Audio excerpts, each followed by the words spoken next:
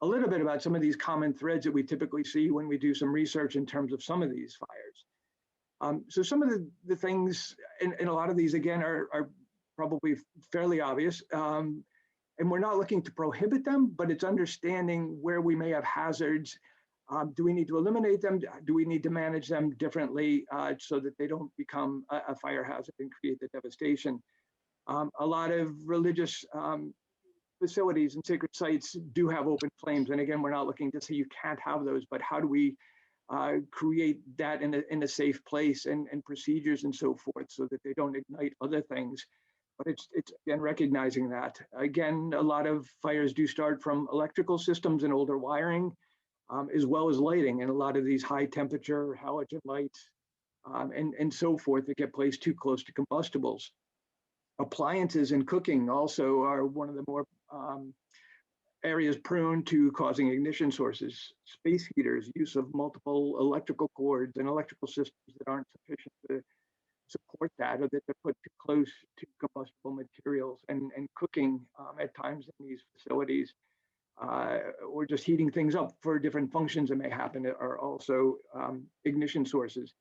We also need to look outside and not just, what's happening inside of potential ignition sources, but again, just being cognizant, is lightning a credible ignition source? And if so, how can we address that?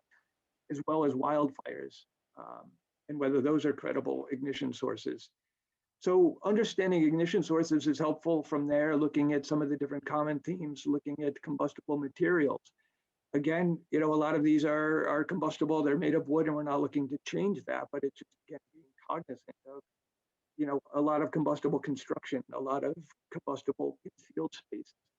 Over years, we continue to incorporate more furnishings. We continue to store things at times in cellars and basements and attics, and these continue to increase over time. And what happens is these, obviously are fire hazards, but they also lead to longer duration fires and make it more difficult for emergency responders. So, do these all need to be accumulating in some of these sacred sites, historic sites, or can they be relocated elsewhere, or at least protected appropriately so that they don't become hazards? And as well as just electrical insulation. The newer electrical insulation nowadays is a little bit better, but the older electrical insulation is a lot of plastics that burn very well, and they're often in hidden voids you may not see for some time until that fire gets large. So that's on the fire side, and trying to limit ignition and trying to limit how quickly and how big a fire can grow. And there's a lot of things that we can look at there and understand. But the next thing is just looking at, seeing these fires that have happened in the past and looking at what mitigation measures may have been in place and how they performed or not. A lot of times there's no detection system, or if there are, they're in disrepair, or they may not be connected to the local fire department. So you have a fire alarm panel in the basement that nobody may hear, or in the middle of the night, if there is an alarm, is anybody going to hear it and get in touch with the local fire brigade so that they can begin to undertake their operations? So it's very, very important to have an active operational fire detection system, and that actually has smoke detectors throughout the facility, not just in electrical closets, for instance. Fire separation is very important to contain fire, smoke, heat, at least to the floor of origin or to the room of origin, but also not letting it spread. Again, it's not looking at closing open stairways, but it's just being cognizant of how the fire can move. There's others, this picture in the upper right is just looking at a lot of times we develop holes in walls, whether for HVAC and ductwork or pipes, and they become quite large. And do we ever go back and repair them to make sure that we have a good compartment? And just, referencing Windsor Castle, for instance, that fire encompassed over 100 rooms. And it's things like this that can further enhance the spread of fire as opposed to try to contain it to a size that the firefighters can manage. Looking at the structure is also important too, obviously not wanting it to collapse, but just allowing emergency responders and not putting their lives at risk, and just looking at some of the vulnerabilities that may exist. And maybe we have a wood structure, but there's particular components that may fail early on. So again, being aware of that. Suppression systems. Is the local fire department able to do everything in their capabilities and resources? And it helps as well, to have equipment on site. Sand buckets are fine, but how big of a fire can that really put out? And if that first bucket doesn't do it, or that first fire extinguisher, what can be done? Are these systems being maintained and operational? It's a whole further discussion at some point, but sprinklers are absolutely fantastic. There's a lot of myths and misconceptions around them. They don't all go off at once. They're heat activated, so it's actually the one or two that are closest to the fire that would activate at roughly 75 degrees C, and then discharge water to contain the fire till the fire brigade shows up. They're very important and a great part of the toolkit to address these. Limited resources for emergency responders, we need to look at too. A lot of times they get notified very late and the fire is very large for them to try to deal with. When they do respond, there's at times getting just into the site and challenges there, as well as then getting into the building, getting through the front door. And again, a lot of these may seem simple, or that may take a minute or two, but it's really, every minute, every second really counts, because the fire is growing exponentially. So wherever we can reduce that time to get the firefighters there and start putting water on the fire is critical. Providing them with sufficient water and closed stairways so they can reach the upper levels, and just creating familiarity with the site and structure and working with them and pre-planning beforehand can all be helpful. I won't go into this too much. Carlos had some fantastic slides and words with regards to management, but this is such an important component of this as well, and working with the people on site to create awareness and training. And one of the last things is just looking at the common threads is just a lot of times, we see when there are fires in historic structures, sacred sites, it's during restoration and construction. And I just wanted to take a moment to just go through a few things that why this is such a vulnerable period, and we really need to focus on this. A couple of things to keep in mind. There's a lot of ignition sources that are introduced during this time. There's hot works going on, whether cutting and welding or re-roofing and things like that. There's temporary electrical and typically high intensity lights that are all new ignition sources that are kind of there on a temporary basis. There's additional combustible materials, construction materials are brought in, debris that accumulates, flammable combustible liquids that may be used to power equipment, and things like that. There's often limited compartmentation. Doors may be removed for renovation work, or they get blocked open so that people can move more freely throughout the site as the work is going on. There's typically limited detection and suppression system, or it may be being repaired or installed, so may not be functional during this period, which could be months or a year or more at times. For emergency responders, there's potential challenges with security fences and unenclosed stairs and scaffolding around the building that further lead to that. And I think one of the big things too is just there's limited awareness and training. And at times there's agreements that are put in place about fire safety during renovation, but a lot of times it happens at the upper levels. And it's so important, in this diagram in the lower right, really the awareness and training, it's so important to get to the tradespeople and the people on site to help limit the potential for fire to happen and create awareness. And it doesn't take a lot, it doesn't cost a lot, but it just, weekly meetings, weekly safety reminders about that. So I won't read through all of this, but when you look at, all of the different common threads that add up, there's a lot of issues, and you can see why, fires can start, why they can grow so fast and lead to a long fire, and why there's limited compartmentation that allows the fire to continue to grow, and delays in detection and getting the emergency responders there. And how sorry, Chris, do you have 1 minute? Sorry. Yes. Yep. Sorry. So how we can do better is creating, fire strategies and fire prevention plans, and looking at a disaster risk management approach to this, and trying to weigh out, and there's not an exact solution, but one that would need to be tailored. And then with that, it's just talking about keeping it very simple. A lot of times we may not have all of the infrastructure and technology and financial resources to address this, but the concepts, how do we detect, notify, respond, and suppress a fire? And part of this is, again, not getting rid of things, but how do we make them safe? And the last part is there's a lot that can be done that just to keep it simple and low cost, in terms of, lower temperature bulbs, looking at indigenous methods in terms of pre-burning, with wildland fires, reducing combustible materials. There's certain sites that use goats, for instance, and local goat herders to try to limit the wildfires. But it's just looking at, are fences locked, and can we help provide keys to emergency responders and so forth. So there's a lot of these things that can be done to help keep it simple, and not run into a lot of cost, but have a huge impact on that. So I would just like to thank you very much all for your time and the opportunity to present with you today, and sorry for going over. Thank you. Thank you very much, Christoph. Sorry, but every presentation has a time maximum 10 minutes. Sorry. Because there are many presentations. And now, thank you so much for your presentation, and your topic very important for religious cultural heritage in the world. And now I invite Michael Turner from Israel. Thank you, Michael.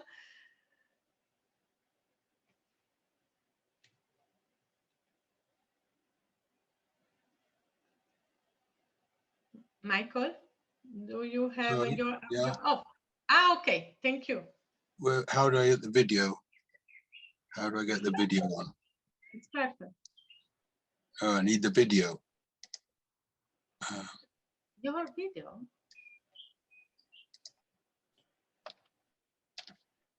One moment, please. There we are. Oh, okay. It's okay, Michael. Oh. Okay. Now I see you. Okay. Okay, perfect. Thank you. Thank you very much for the invitation. I've enjoyed so much all the previous presentations. I wasn't too sure how I'm involved, but except with Christopher, probably it's the fires of hell that in fact makes the connections. Anyway, I'm going to speak about the theodiversity, which is really very critical in Jerusalem. In Jerusalem, it is a center, and it's considered center of the world. But the world in the 11th and 13th century was very small. It was really just the city, as we can see in these maps over here. And with Christopher Columbus in 1492, the world expanded a little bit more, but Jerusalem still remained in the center. But it was not a center just of the world. It was a center of an axis mundi. It was a center both topos and chronos. And we can see that this idea of the axis mundi in the Jewish tradition, that the dream of Jacob going up on the ladder to heaven, and also then in Revelations, that the city of God coming down from the heavens.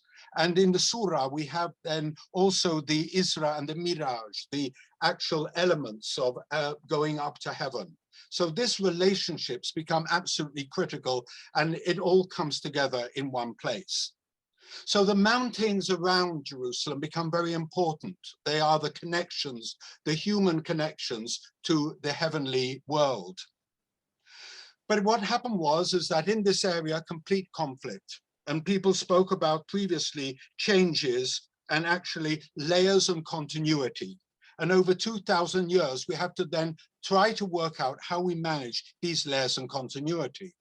And this was done by two words called status quo, which in fact found itself in the Treaty of Berlin in 1878, where in fact the Latins, through the French control, actually managed to get a foot in the door with the Greek Orthodox traditions. This was in fact continued in the United Nations Conciliation Commission for Palestine, working on the holy places in 1949. There were three groups. There was the disputed parts between the Christian denominations. There were disputed between the Christians and the Islamic, and there was disputed between the Jewish and the Islamic denominations. And of course, the British divida et impera tried to then work out some solution. But for us, we have to understand then the differences between interpretation. We can all accept the values about what is taking. We are here with World Heritage talking about outstanding universal values. What we tend to discuss and debate is that of the interpretation of these values, those which are existentialist and those which are essentialist. the Haredi and the Reform, the Orthodox and the Protestant, and the Sunni and the Shiites. So the first thing it is that we have processions, the importance of procession on the Via Dolorosa. And this was in fact documented over so many years, we actually understand where was the reality of the place. We can see exactly how the merging of the religious and tourist activities take place on the area. So Jerusalem is between the personal and the collective. In other words, the personal prayer, the collective prayer, which takes place.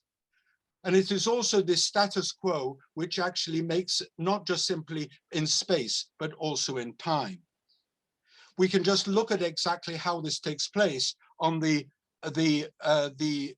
Holy Fire of Great Saturday, as opposed to the Palm Sunday activities. So each group of people can use the same place, but at different times. The problem always happens when, in fact, time and place then merge together. The other way of actually doing it, dealing with the situation, is that we have different places. So there might be different kapanoams for each of the denominations, different places for baptism, and even with the Protestants having a different place for the garden tomb. So we look at just very quickly two other places, that of Mount Zion, which we can see in the maps of the 16th century with different activities there. If we were to look at it archaeologically, then we can see completely different histories which are taking place, which we have to understand exactly how spaces are hijacked and changed and reused. So we can see very much what can happen in the Dormition, in the Canaculum, and the site of Canaculum and the site of David's tomb.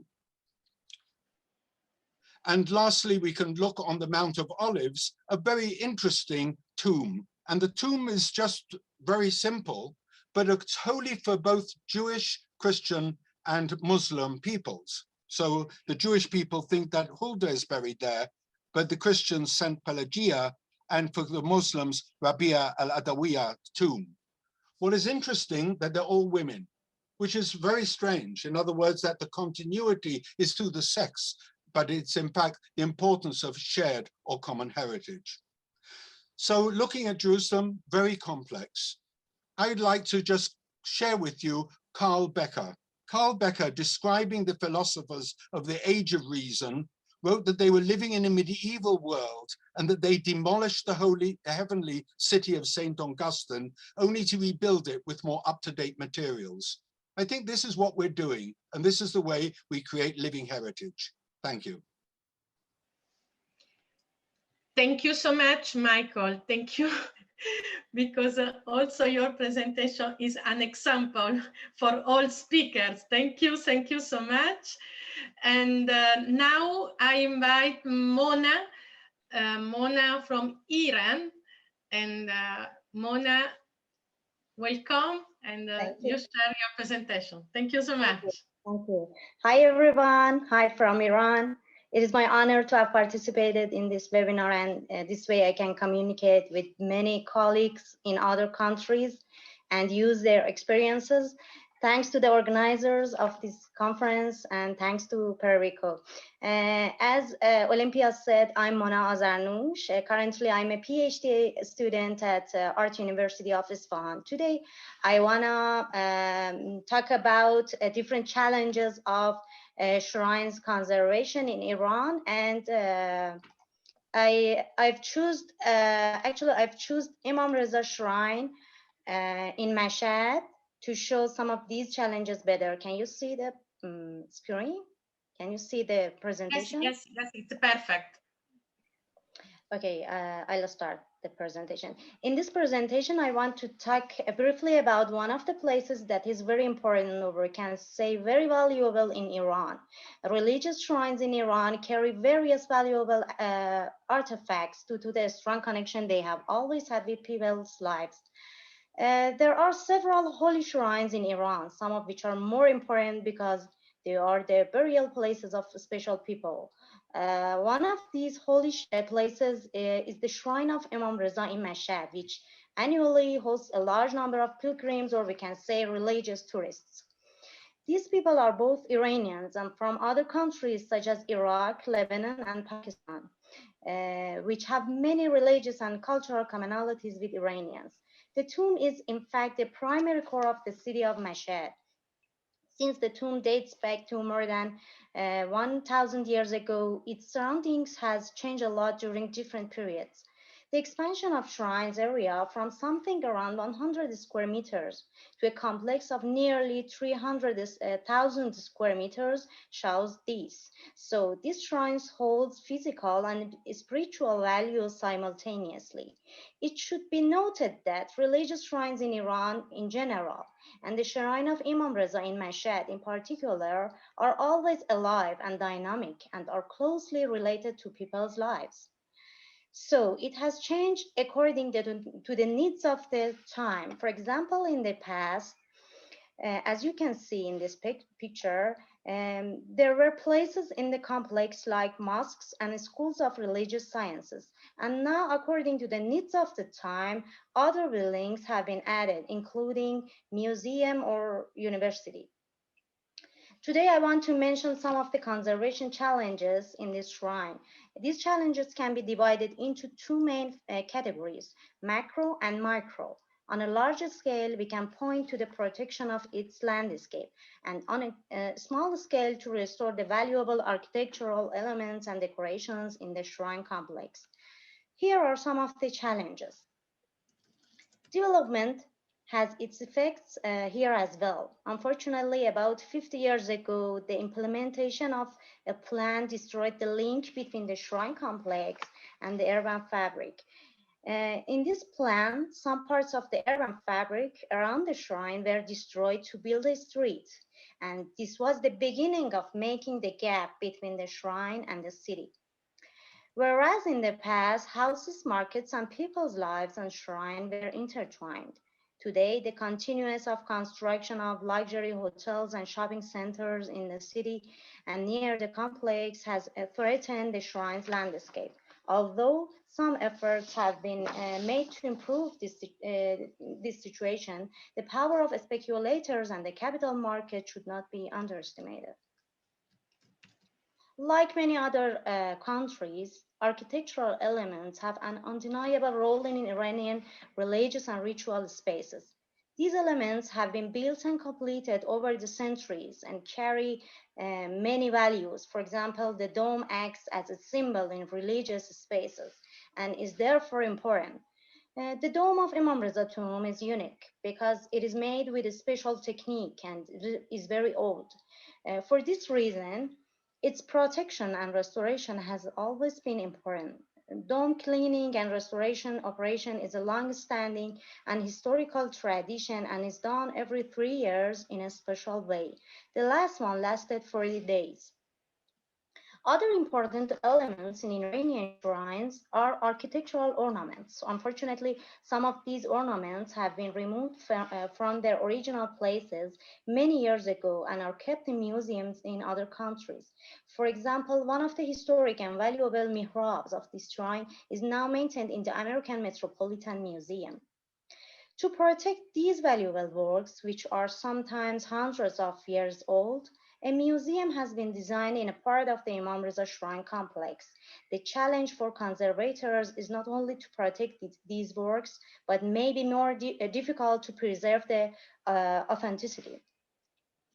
On the other hand, due to the constant presence of pilgrims in such places, protection and restoration are more difficult than in other spaces because it is important the ceremonies and worship of people are not disrupted. Due to the outbreak of COVID disease and the possibility of increased transmission, the presence of pilgrims have been forbidden in the shrine. And as you can see in these photos, the conservators and experts took the opportunity to conduct the restoration and repair. The shrine of Imam Reza, in terms of its importance, is a pattern for other holy cities in Iran, such as Qom and Shiraz. Therefore, any action in it must be done with careful study and taking into account all aspects of conservation. Also, the experiences of Iranians in protecting such a place have caused other countries to benefit from it.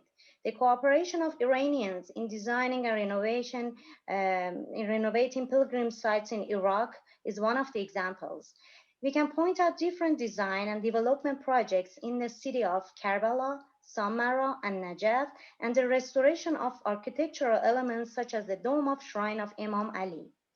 Thus, the experiences of protection and restoration of shrines in Iran is an example which shows the capacity of ritual and religious sites to develop the cooperation between experts, especially in countries that have religious and ritual commonalities, and bring different countries closer and increase the interaction and friendship between them. Thanks for your attention. Thank you so much, Mona. This meeting is very interesting also for me because it's allowing to know many topics, many important experience from different country and from different culture. Thank you so much. Thank you so much. My pleasure. And now we go all in Africa with our member of ICOMOS PRERICO, Chise.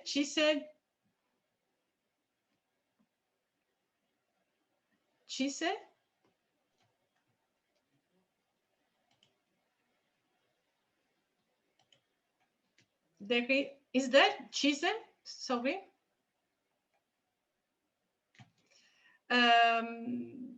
So we go. It was here, but I don't know. Is there Chise in our?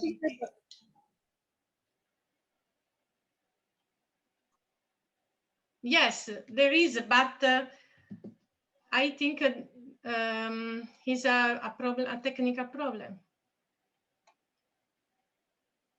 But okay, we continuing, and I invite our friend from Sri Lanka, Sagara. Sagara. Yes, I can. Okay, thank you so much. Thank you so much. Thank you. And, so, thank you very much, Olympia, and very good evening to you all. So today I'm very pleased to for the opportunity given to talk to this PRERICO community on another lesson on, I can say it's not exposed piece of cultural heritage, cultural religious heritage belongs to Sri Lanka. So to manage the given time limitation, so I thought of present it as a video clip. Thank you. Thank you. Thank you. Do you share your presentation and video? Yes. Okay. Yeah. I am going to play now. Okay. Can you hear the sound, please? Yes. Okay.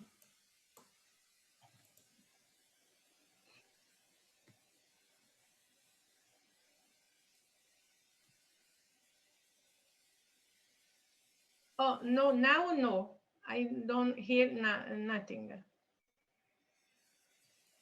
Sorry.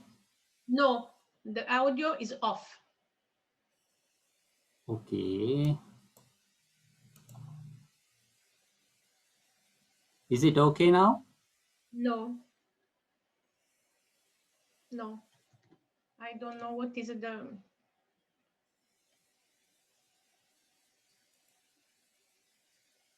Sorry, but I cannot help you. Okay, I'll share it again.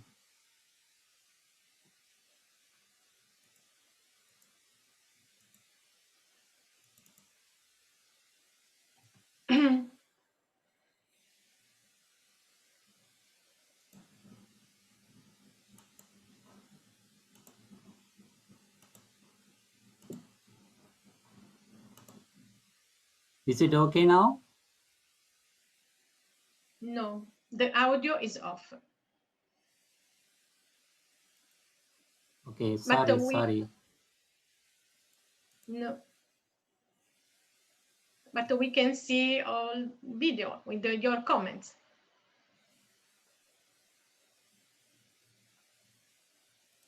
If you agree, Sarah, we can see the video with your comments.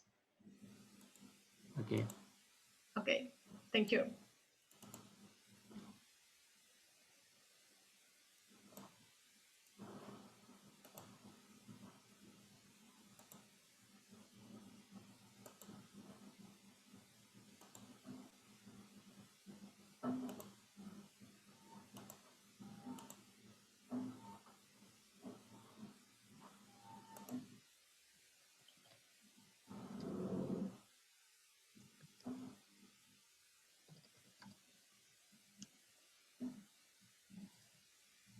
Now it's okay, no? But without audio. It's okay, the video, but without audio.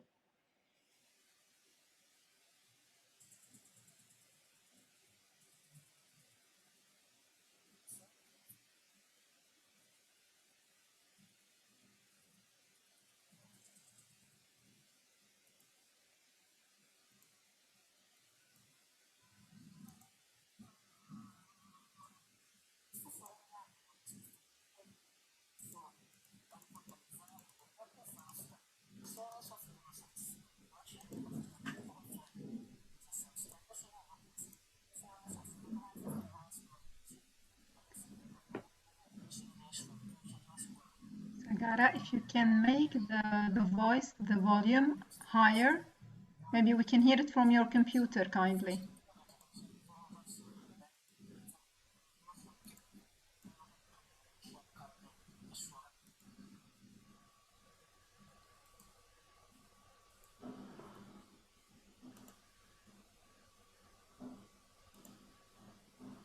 Sorry, Olympia, I think she has shared the screen. That's why the next presenter.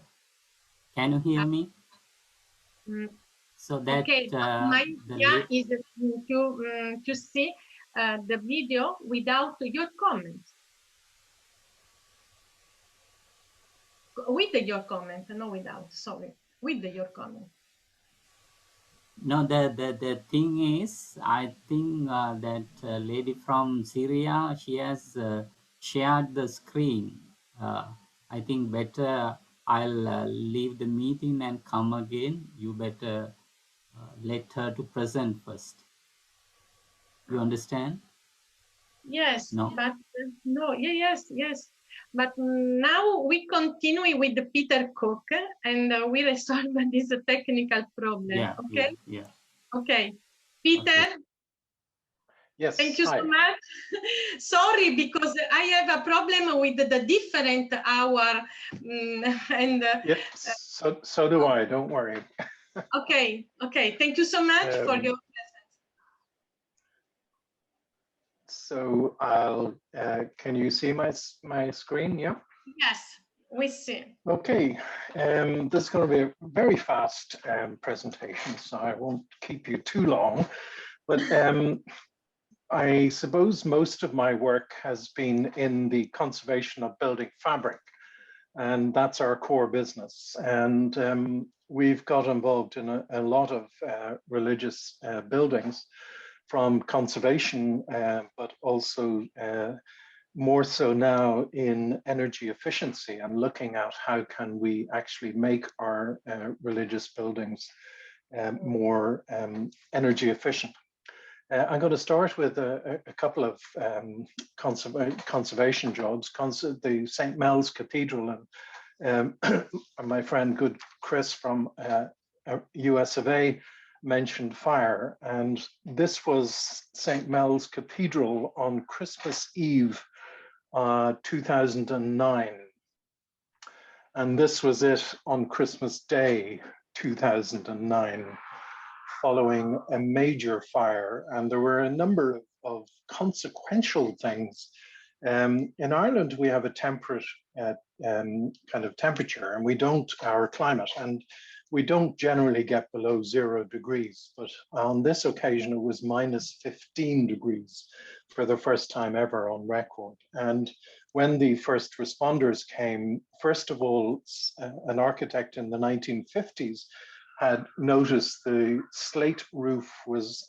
sagging, and therefore he replaced it with a copper roof. When the first responders arrived, they couldn't break through the copper to get their water into the fire and had to wait for it to buckle. And then by the time that happened, a lot of their hoses had frozen because it was minus 15. So there was a consequential kind of effects on this. We had large public consultation to see what the congregation wanted, and everybody said they wanted their cathedral back. There was a talk of maybe leaving it as a ruin or abandoning it, demolishing it, and building a new cathedral on the outside of town, but they wanted their cathedral back. So on Christmas Day 2014, we gave them back their rather magnificent cathedral, costing about 32 million euros, and but thankfully a lot of it was covered by insurance and philanthropy. But it's now again restored to its former glory. St. James's Church in Dublin is a different story. It dates back to the original structure, 1268, rebuilt in 1630. And in 1963, it closed as a place of worship. This was a Protestant church, or Church of Ireland church, and it became a lighting shop, and whoever installed that put in an awful lot of concrete and a mezzanine floor. I don't quite agree with the end use of this project, but at least it restored the church, and it's now a micro whiskey distillery in the center of Dublin. If you notice from the earlier picture, and again, Chris touched on this, the spire was hit by lightning in the 1940s, and it was deemed unsafe, so it was taken off and just capped. We convinced the Conservation Department of Dublin City Council to allow us put a glass spire back, which represents the shape, but not obviously the material. St. Luke's Church in Dublin was, again, a church dating from around 1240 and added to in later centuries, but it was abandoned in, again, the 1960s, 65, and some kids broke into it and set fire to the interior and destroyed the church, and it was a ruin since about 1978. This photograph is of the architect, Derek, looking at it and saying, what do I do with this? And you can see from the overgrowth in it, it was absolutely roofless. We cleared it out and we developed it into an office facility because there was no demand for religious service in the church. And we put a very modern, sustainable interior in it, which is a building within the building. And most of it hangs off those roof trusses that you see. And it's a very popular, and it has won several awards for, but it's also demountable. So if you wanted to put it back to a religious building, we could very easily. We retained the chancel, and this is now the main reception area for this prestige office. St. Mary's Church and Graveyard in Kilkenny, which is a city about 100 kilometers south of Dublin, again was abandoned, left to ruin, and the local authority bought it and wanted to put in the Medieval Mile Museum, which we worked on, and we restored the church. we discovered that in the 1800s, there was a large section of it demolished, and we rebuilt that with a modern lead finish to give us the space. We found an awful lot of artifacts, and we now display most of those at the site. Internally, we used an insulating plaster to improve the energy efficiency of this site. We also used underfloor heating because there was no original floor left. And this now performs very, very efficiently from an energy point of view. It displays high crosses which date from millennia, and it is a very popular museum today. My Ross Wood House in County Cork South was a seminary and later turned into a retreat house, but retreats are not popular anymore, and therefore it wasn't being used. And we did a major restoration and energy retrofit of the building, and it's now used as a kind of climate change and energy efficiency education center where people from kids to adults can go and actually learn how we did it all. Working with the Fraunhofer Institute of Building Physics in Germany, they got given a monastery, a section of a monastery in Benediktmeuren, and it's the old cooperage. And you can see from the picture that the external lime render was past its sell-by date, and we restored it using new products, and we used external insulated renders. On one wall, we used aerogel, on another we used hemp, and another we used cork, and we're monitoring the performance of these on external, but also internally. We've used insulations, breathable insulations, which is very important when you're dealing with traditional or heritage buildings that are breathable, and therefore we like open pore structure. And this here, we're monitoring internal. We're even playing with using paints with additives that give that extra bit of thermal efficiency. And we have lots of internal and external internal heating systems. And we again monitor this almost every 15 minutes of every day. So there's collectively, we're getting a lot of information on it. I'll kind of finish there. If there's any questions, I'm sorry I can't stay for the Q&A session. But if there are any questions, if anybody wants to, please share my email, which is on the screen there. And I'll gladly answer any questions. And I hope I stuck to time. Thank you. Thank you, Peter. Thank you very much. We needed to share different experience about cultural heritage, religious cultural heritage, and I thank you very much. Thank you. Thank you. I thank you very much for your presentation. And now, is there Chise from Mali? I don't know, but we continue with Silvia Arroyo. Silvia from Panama. Is there Silvia? Yes, hello, I'm here. Okay, thank you, Silvia. Welcome. Buenos días a ti. Buenos días. Good morning, good evening, or good afternoon, depending on what part of the world are you. I know we have little time, but I just want to thank Prerico for the opportunity, and of course, Olympia Nicleo for her hard work. And I would like to acknowledge the PhD candidate from Universidad de Sevilla, Antonio Cubero Hernandez, who participated in this research also. English is not my mother tongue, but I will speak English, I will read, so I apologize in advance for any mistake.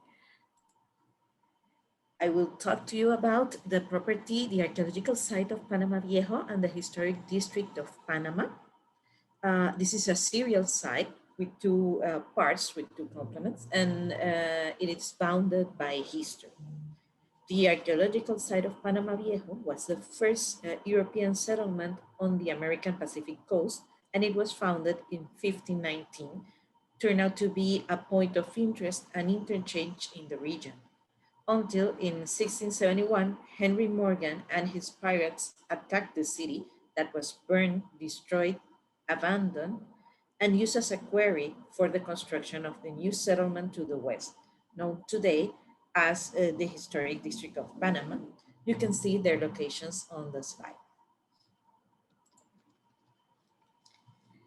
Here, the cartography and the maps show us that Panama Viejo was designed according to the instructions of the King of Spain, and it was built incorporating new urban theories with the development from, and was a development from existing medieval cities. The area was approximately 50 hectares with an irregular layout with plots of different shapes and sizes, an example of early colonial urbanism. On the other hand, the city was officially relocated in 1673. It was immediately walled for protection and defense. Of course, they learned their lesson. And the city comprised 19.5 hectares, less than Panama Viejo, and had a regular layout with rectangular blocks and a central plaza. It is important to highlight how the transfer from the old to the new city entails certain continuity in the original footprint of the religious buildings. Historic documents mention that a decision was made to position all the convents within the walled enclosure of the new city, with large lots similar in scale to those they had had on the old city.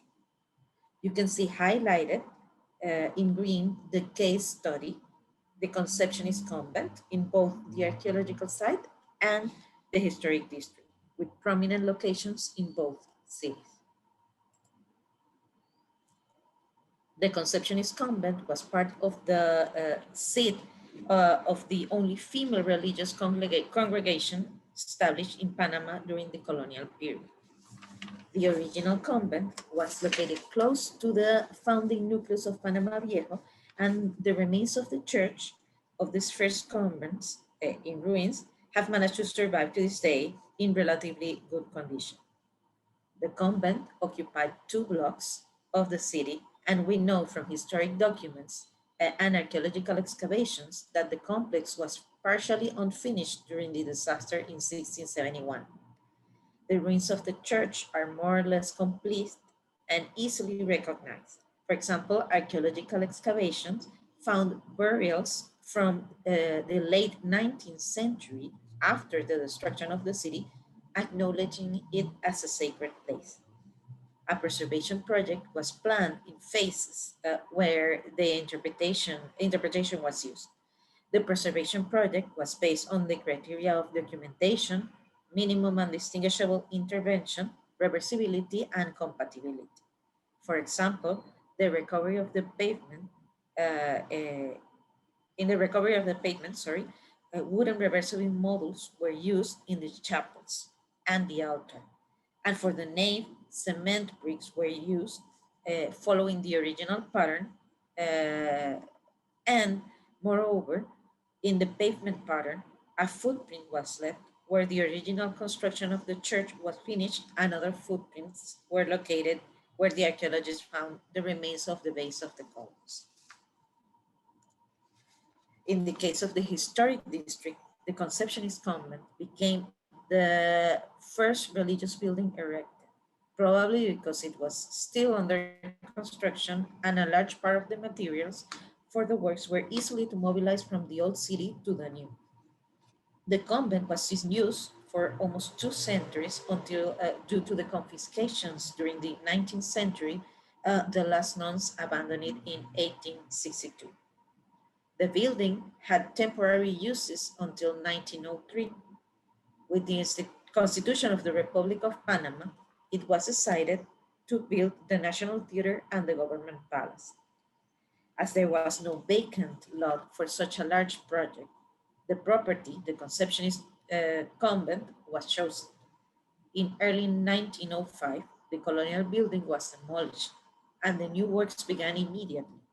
Simultaneously, starting the new National Theater to the north of the block and the Government Palace to the south. There are hypotheses, such as that of Eduardo Tejera Davis, which placed the new buildings on the traces of the old convent.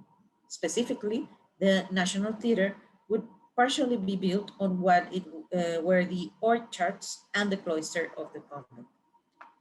The work of the Italian architect Gennaro Ruggieri, who worked on the Government Palace and the National Theater, and the successive restoration of the building, to this day bear no relation to the original religious historical value. As a matter of fact, hardly no one knows the theater and palace were built over the convent. Studying closely the specific case of the Conceptionist convent in both Panama Viejo and the historic district, a comparison shows that in one hand, in the case of the archaeological site, preservation criteria and interpretation were used to enhance the values of the religious building. On the other hand, in the case of the historic district, some of the values were lost through the destruction of the religious building. Probably one of the reasons being the lack of clear preservation criteria in Panama during the beginning of the 20th century, and the need for the city to grow and become a modern capital for the new republic. In the case of the historic district, an important recommendation would be to carry out interpretation and dissemination projects, mainly in cases where the attributes are not visually appreciated. Thank you very much. Thank you, Silvia. Thank you very much, because your project, your experience is very, very important for us.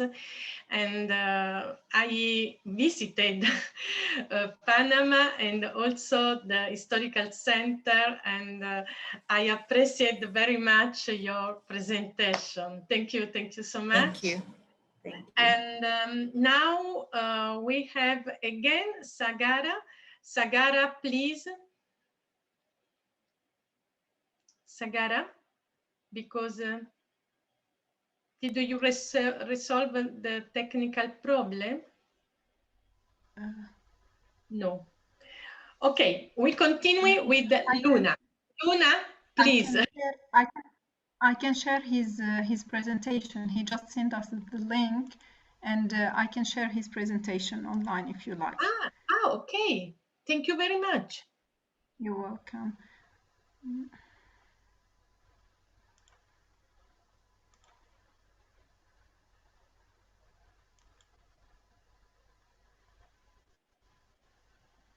Thank you. Can you see it? Okay. Yes.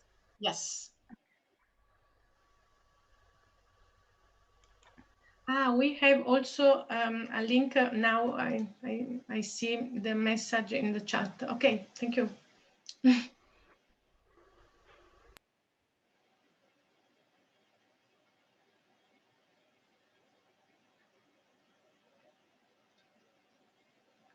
Luna, but we have always problem with the audio.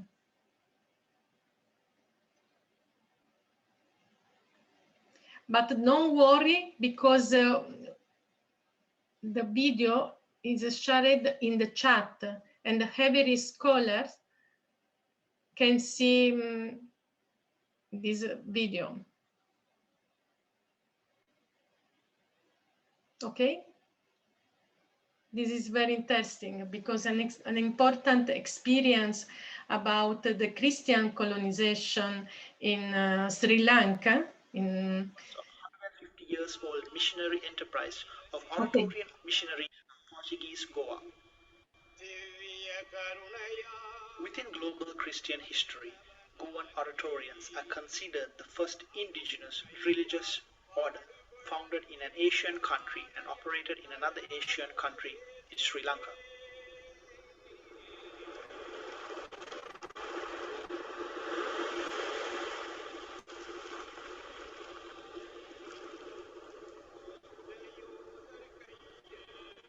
From 1687 to 1842, oratorians played a clandestine role in the restoration and sustenance of the Catholic Church's territorial network in Sri Lanka.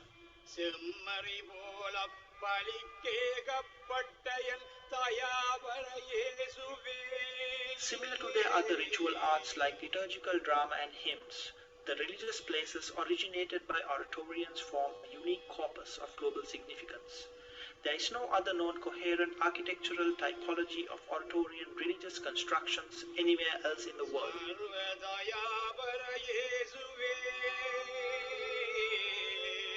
However, documenting these hidden architectural gems was not an easy task due to its post-conflict political, social, and geographical conditions.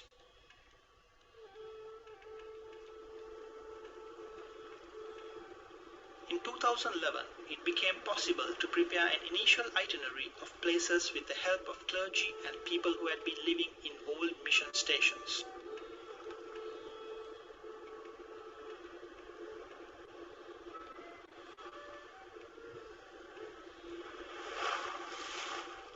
On the first visits, many churches of this unique tradition were either temporarily abandoned or in a dilapidated state due to lack of maintenance, given the community's deprived financial situation and displacement after the 30 years of armed conflict.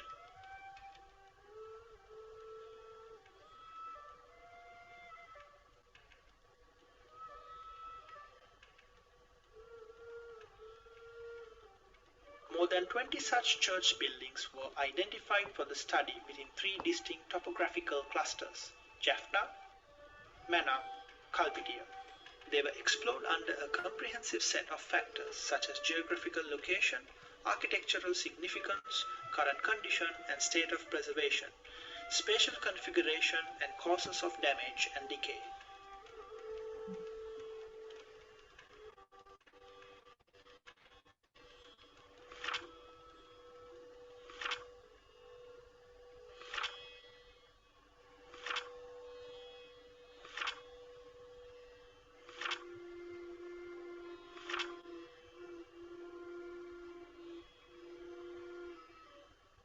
The recorded typological models reveal that the oratorian-influenced churches in Sri Lanka range from the simplest form of a single nave to larger churches with 3 naves.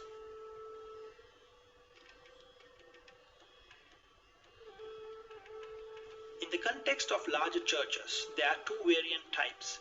The most common type consists of 2 rows of columns, a triumphal arch and a narrow chancel with a roof generally higher than that of the nave.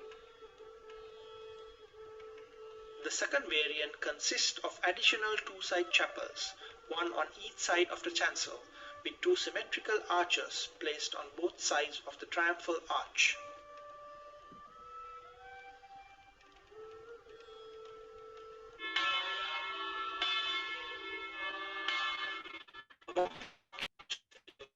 Interior ornaments reflect the social, conventions and religious sensibilities of the native community in the process of cultural assimilation of the oratorian spatial program.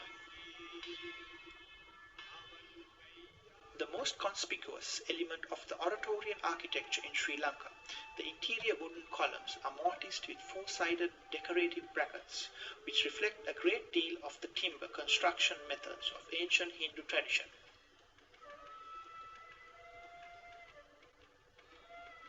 Gilt-work retables with painted relief work and sculptures are the other significant architectural elements that exemplify previous century Portuguese profound influence of parallel cultures of the region, especially the outskirts of Kerala in India.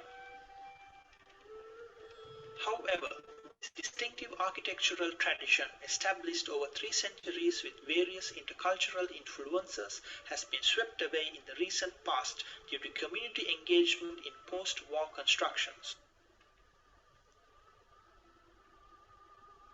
Most of these buildings are threatened to make way for new edifices. It has become a vital, timely need to safeguard this lesser-known piece of shared heritage, which is profoundly unique to Sri Lanka, as well as to the world before it ceases to exist forever.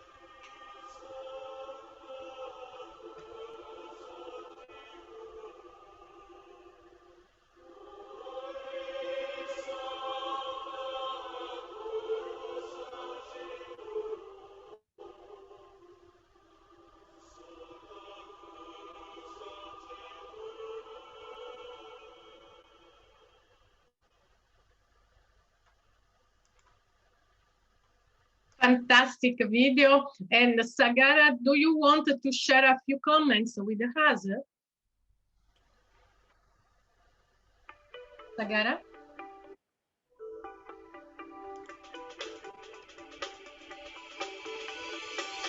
Please close the link. Thank you so much. And Sagara, do you want to share a few comments with us? Sagara? No. Okay, we continue with the Luna. Luna, please share your presentation. Thank you so much.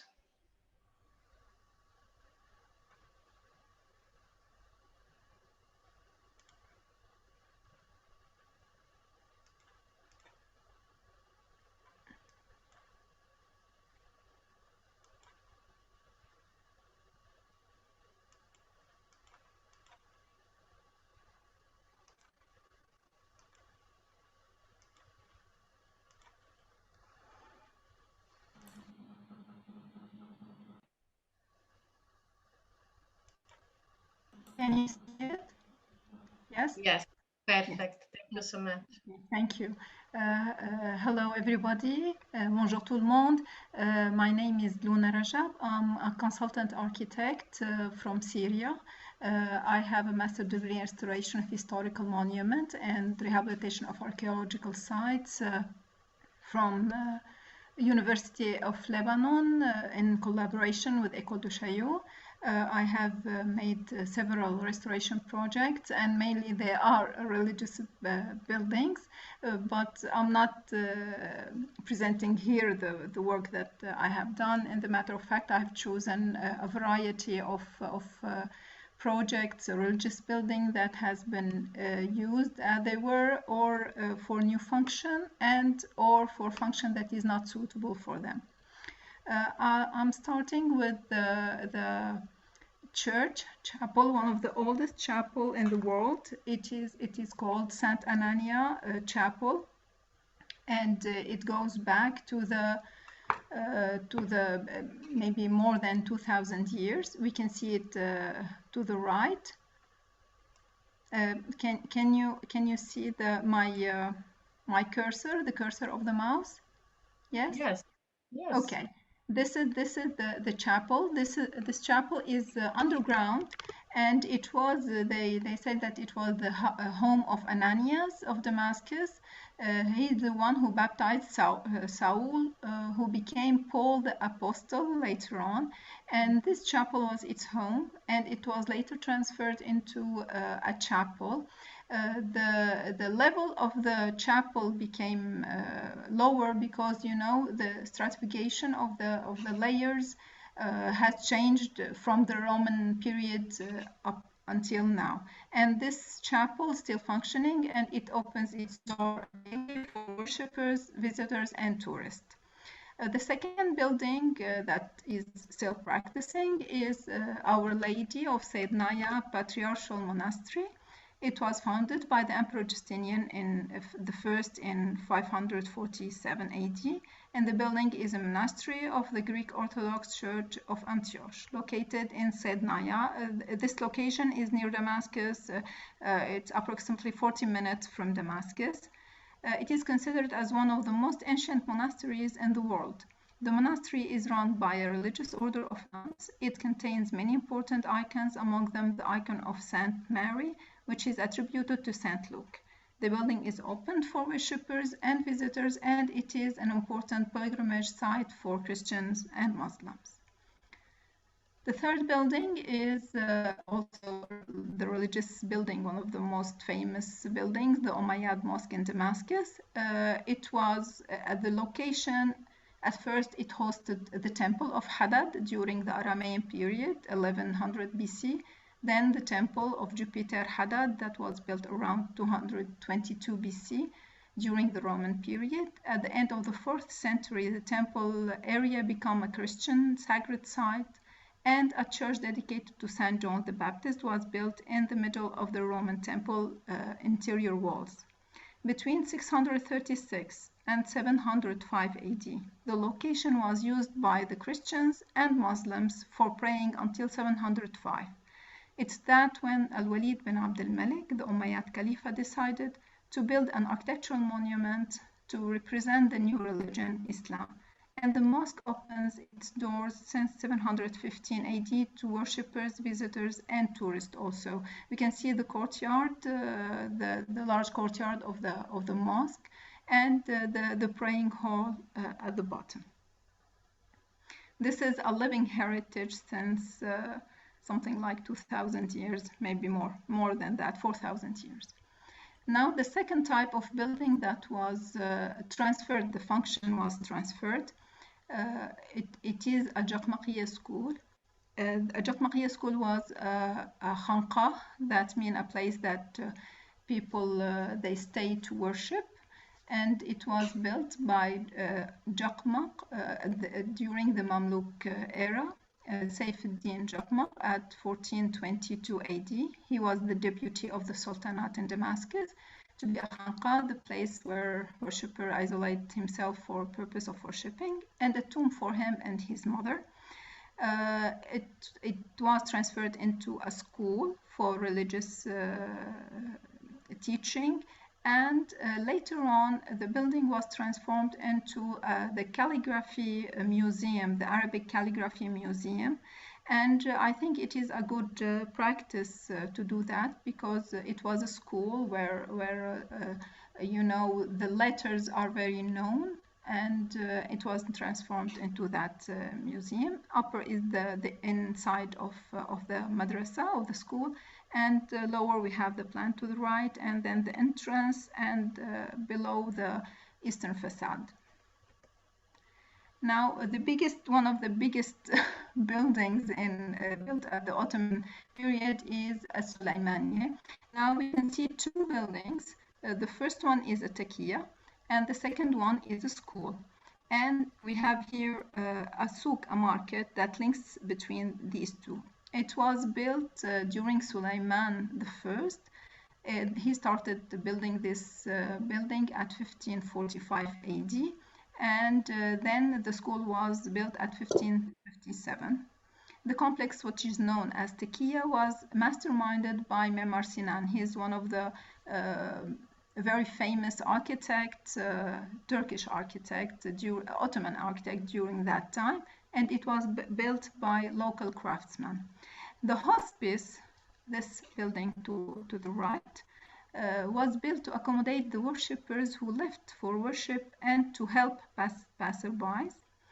And it is considered as a religious facility and is usually funded by religious authority. Of course, it has lost its function these days, because we have now shelters for the needy people, so it doesn't work anymore. Still, the mosque that we see here in the picture was still functioning until very late, where it needs some restoration.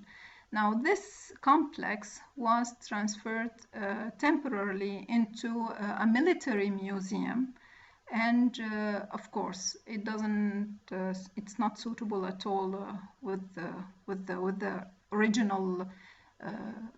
original function of it, because you know, spirituality doesn't really goes with military object and so on. And the next, this is the mosque of the Taqiya, and this is the entrance of it. You see here the plan. This is the Taqiya, and this is the school. Now, the school was transferred into a market for the traditional handicraft, Syrian handicraft. And this practice, I think it has revitalized the building, because, you know, the school, you know, we have new buildings for schools, and it's not functioning anymore. Still, here is still functioning, and the prayers are raised every day. Thank you for listening, and hope to see you all in Syria soon. Thank you, Luna. Thank you so much, because now we continue with another presentation from Baghdad, and I invite Giovanni Fontana Antonelli from Baghdad in this moment. And Giovanni? Yes, Olympia, do you hear me? Yes. Thank you. Well, actually, I'm in Mosul right now. Ah, Mosul. I was in sorry. Baghdad a few days ago, but now in Mosul. Yes. Ah, okay, sorry. No, it's fine. It's not that far. Okay. I share the screen, right? Yes.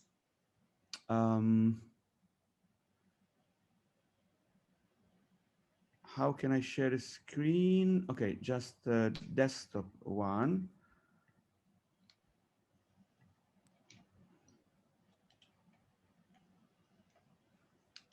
I hope I can share the screen on Zoom. Yeah. 1 second, because I don't see here the thing. 1 second. Can you help me to share screen? Share screen. Oh, okay, share screen. Yes, but then let's see. Share. Share.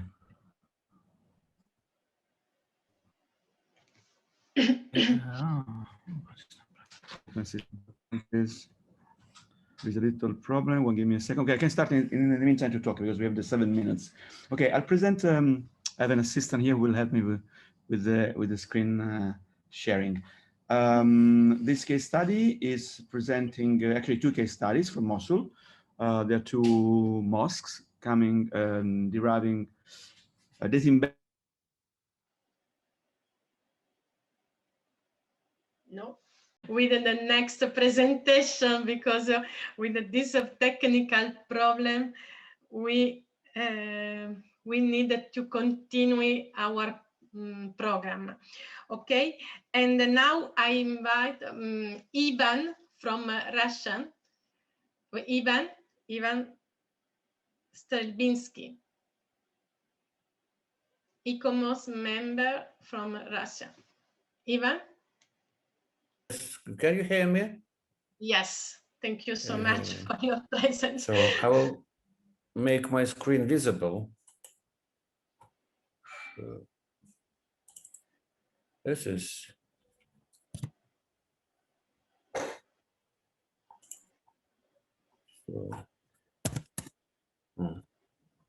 Can you hear and see me? Yes, perfectly. Thank you so much. So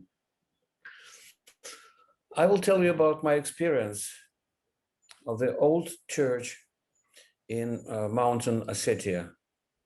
It's northeast part of Russia. This is a church. It's called Zruk Church, dedicated to Saint Mary. It was built around 11 or 12 centuries by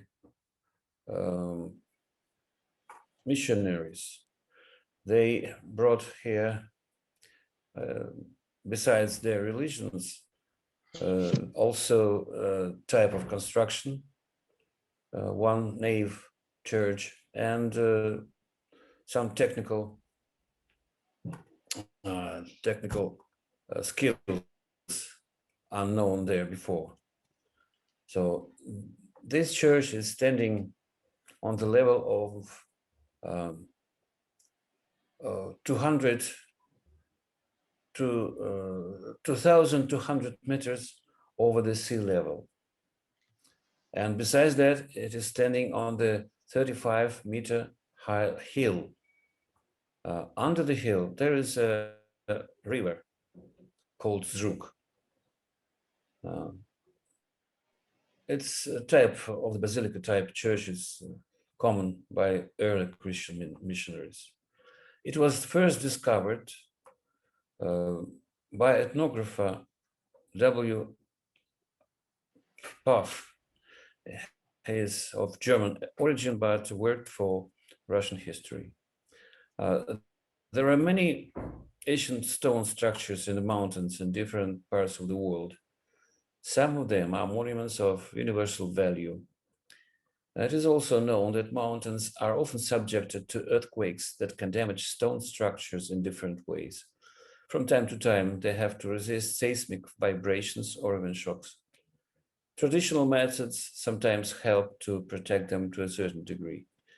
In my experience, I came to the conclusion that the stronger the stonework or the mortar and the better the bonding in the stone masonry gives more chances the building to survive.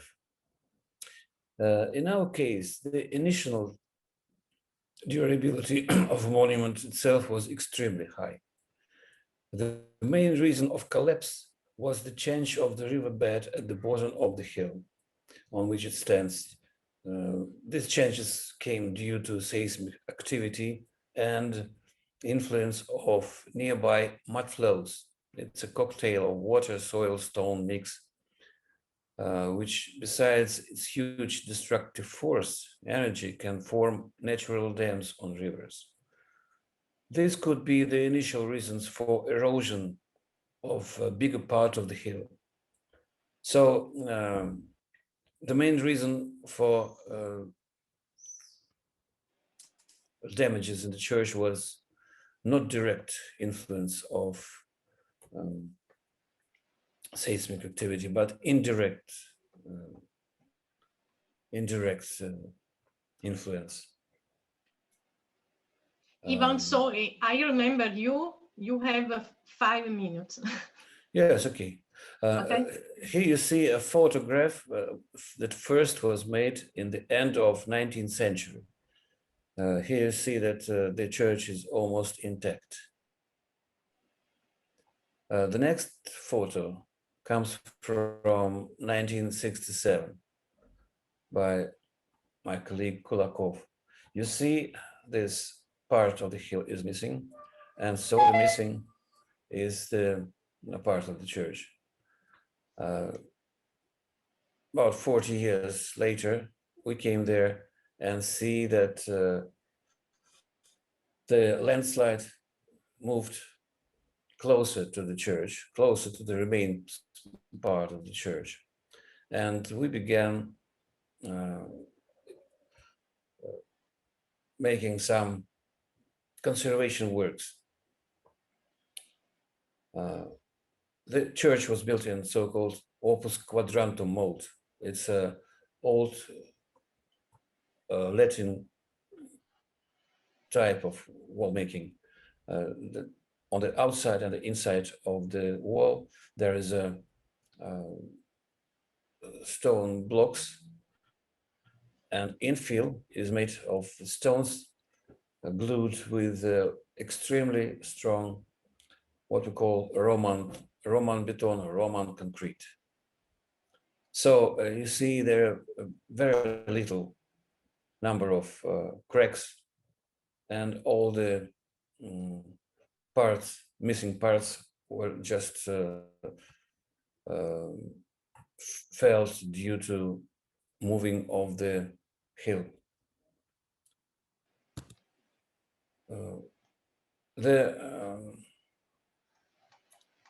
The works were supposed to stay, I mean, the conservation was supposed to last not more than 2 or 3 years, because we were expecting the help from engineers who made a huge dam in the nearby gorge.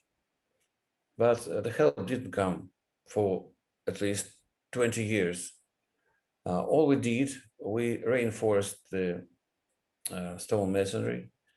We made a belt in such a way. And 12 years passed, and at last there was a decision to restore the hill and the church. Here, there's the blanket that was made in the first part of conservation works. It was done in 12 years ago. We didn't mean at first to restore the whole building, because we thought that it is better to save all that is left for us. But we needed to restore the riverbed and the hill itself. But you see, the descendants of the families who lived here gather here for religious holidays several times a year, and they insisted that we make reconstruction of the whole building. Besides, it's a place of interest for tourists who can afford to have big cars, four-wheel drive, off-road, because the roads there are very difficult. And what we see after the 12 years, the geotextile blanket on the hill slope was destructed. The edge of the slope moved from 10 to 20 centimeters, not much. So I expected that the destruction will be much more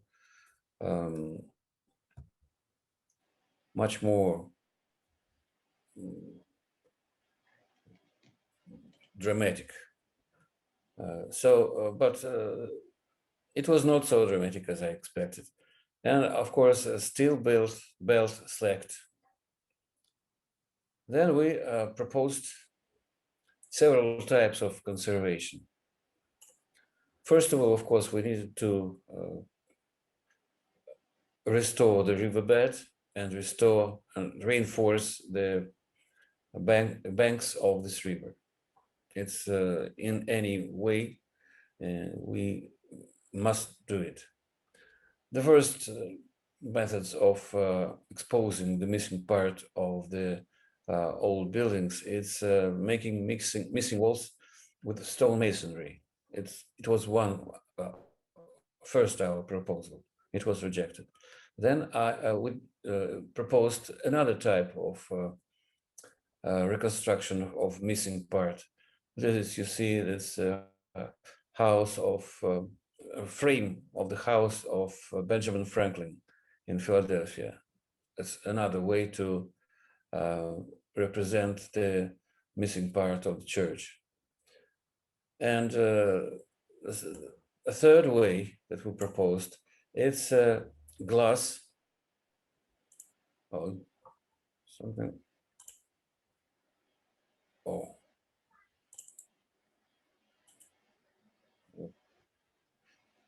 So I've lost my picture. Sorry.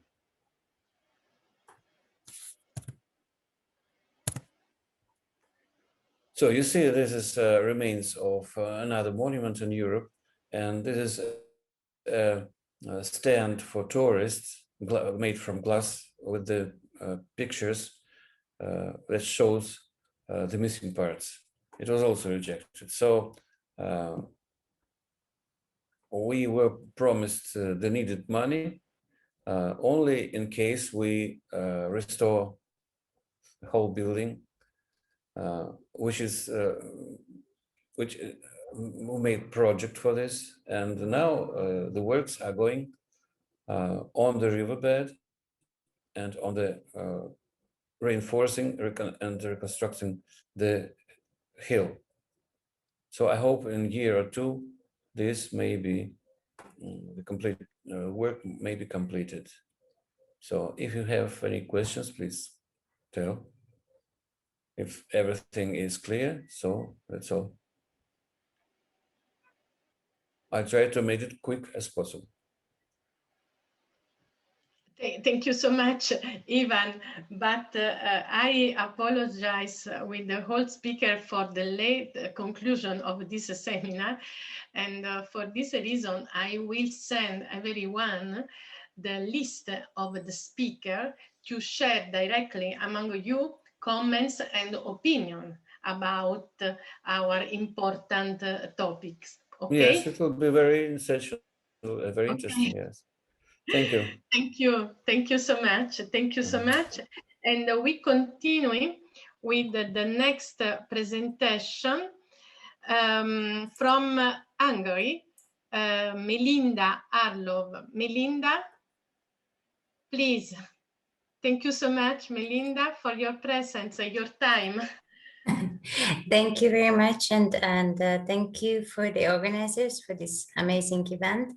I would like to share my screen. Just a minute.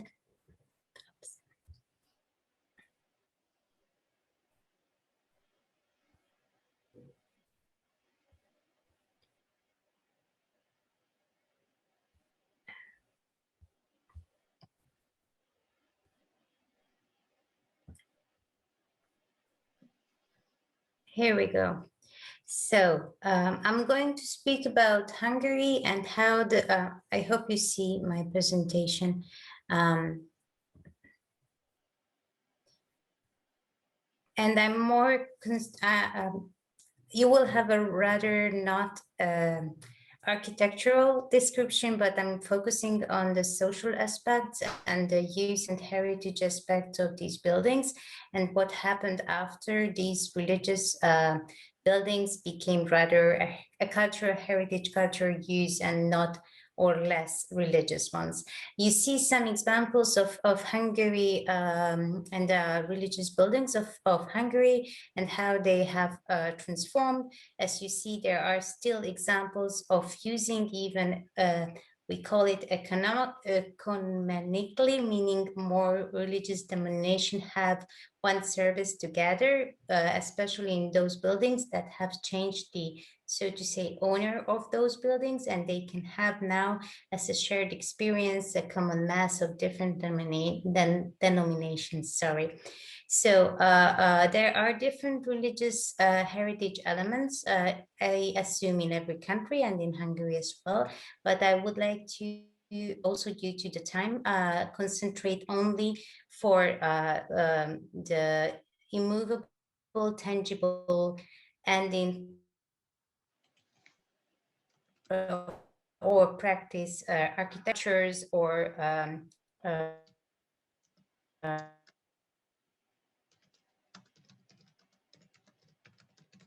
cemeteries that are also, there are different types of religions and belief systems in our country at the moment. Some of them are quite recent, but still have huge architectural works and buildings. Like you can see in the middle, the Buddhist temple that has been built just a few decades ago, but we still, but we also have architectural religious elements that have no community, unfortunately, anymore. These examples are, for instance, the huge synagogues, when we have rather small or no religious communities in the city, but the building stays there. So I'm going to speak about and provide examples and services for one particular city, and it's called Pécs in Hungarian, Fünfkirchen in German, or Sofiana in the old Roman time, because it has a history goes back to the ancient Roman time period. And as you could see from the images, there are quite a lot of religious denominations still existing there.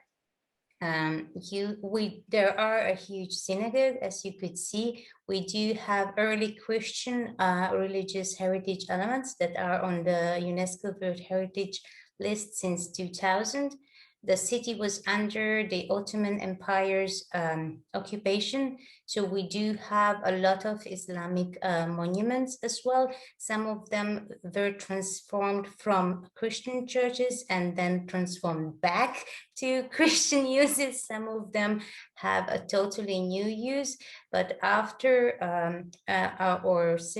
when the first range of migrants came to our country, some of these now, so to say, religious heritage monuments were transformed back in use, and the migrants who settled down in Hungary were able to use these these mosques and temples from the Ottoman time for their own religious practices. So they became again a living heritage, religious heritage elements.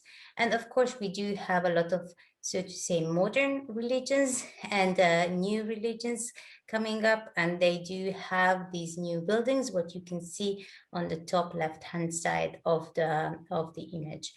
So there are plenty of religious architectures and religious communities, some of them bigger, some of them smaller, and the whole city became a kind of symbol of religious heritage.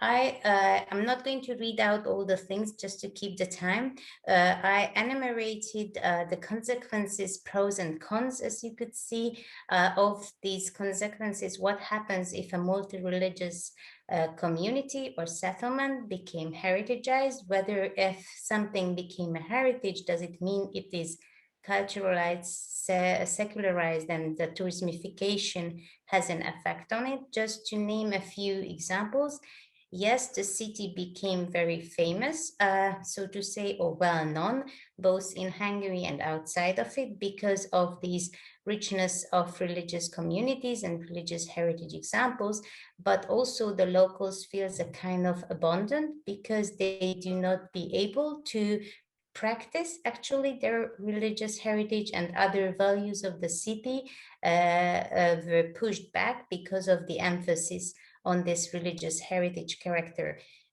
Although the city became or received a lot of economic benefits due to this heritage state, and also they do have a constant touristic visits, which is also good if you take into consideration that this is a middle or rather small sized city in South Hungary. So it is not, it not used to be an often visited city, but now Page is one of the most visited city in the suburb of our country. So you could see all the past pros and cons.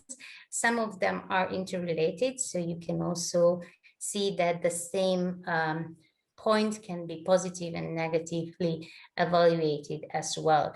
So I would like to just only call attention to the multiple use of heritage buildings or religious heritage buildings, even when it is with a community in use, and also when it is became the pride of the city, because there is no Islamic community as big as the, for instance, just because you see one of them in the picture, as the examples they have in the city, but because it is the pride of the city of having a lot of different cultural, religious cultural heritage examples.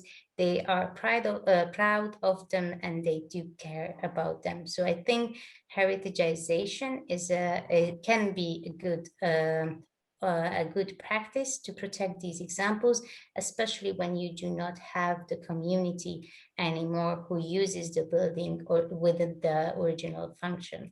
Thank you for your attention, and I'm looking forward to our cooperation in the future. Thank you, Melinda. Thank you so much. We need to do an important collaboration in the future, because it is very important to share and to open new opportunity in the world among different culture. And I thank you very much for your presence. Thank you so much. Now we go home in Portugal with Elvira Rebelo. Elvira, thank you so much. Welcome to our International Intercultural Seminar. And I thank you for your presence.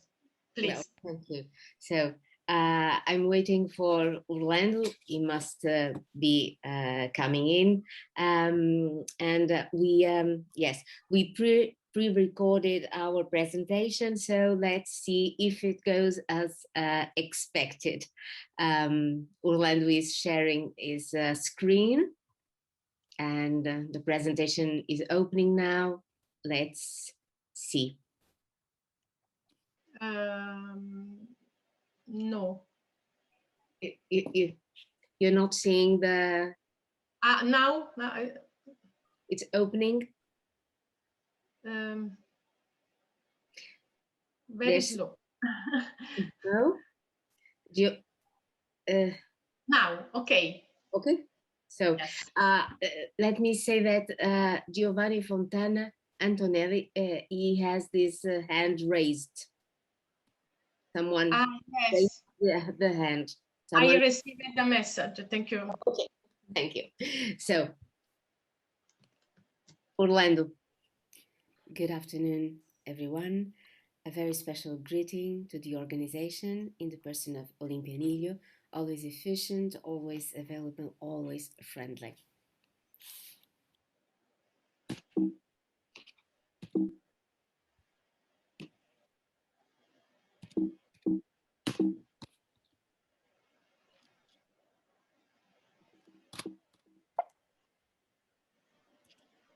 There is some problem with slides. Yes. Yes, the next one. Yes, it is. It is running. The Northern Territory of Portugal. This one, the previous. We need the previous one. Is that one? No, it's the second one. There is it? Yes. This one. This one, before.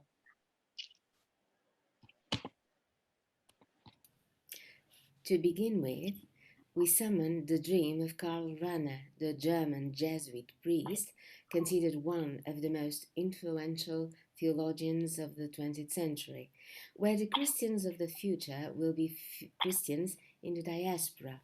Rahner understood that the process of salvation takes place through a small rest to the service of the multitude. The last 50 years have seen the vertiginous progress of the secularization of society, the introduction and diffusion of new religious practices, the desertification of territories, and the disintegration of communities.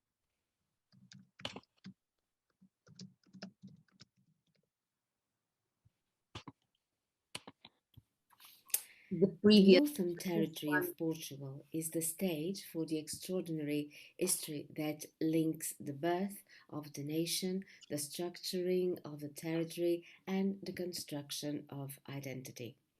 And Catholic churches, may they be small or large, integrating monastic buildings or episcopal complexes, rural or urban, architecturally and artistically remarkable, or simply appreciable for their historical cultural ballast, central or peripheral. Catholic churches are an unavoidable heritage in northern Portugal landscape, and true suture objects, as we use Mark Guillaume's concept. According to ecclesiastical administration, the northern region is territorially structured in about 2,000 parishes. Many of these church spaces are listed as national monuments or monuments of public interest. Of the total of 1,000 and more listed monuments in the North region, 400 correspond to churches. Of these, a significant part was listed before 1945. And why this date? Under the terms of the Concordat celebrated by the Portuguese state and State of the Vatican, the administration regime of listed churches until 1945 is as follows. Those that were listed as national monuments or as of public interest until 1945 are owned by the state and permanently assigned to the service of the church. The Portuguese state is responsible for the maintenance, repair, and restoration of the church.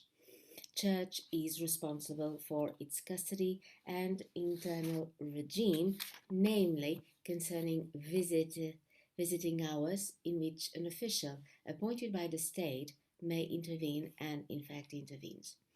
To date, the reflection and debate around the emerging issue of reuse of spaces of worship that have lost or are losing their original use is incipient, not to say non-existent. For a very large number of churches, especially those with relevant heritage value and therefore listed as national monument or of public interest, this is a matter that calls for a dialogue between state and church as determined by the Concordat. In the absence of guidelines properly disseminated among stakeholders, interventions to reuse space, church spaces advance on a case-by-case basis. The cases presented below are an example of this.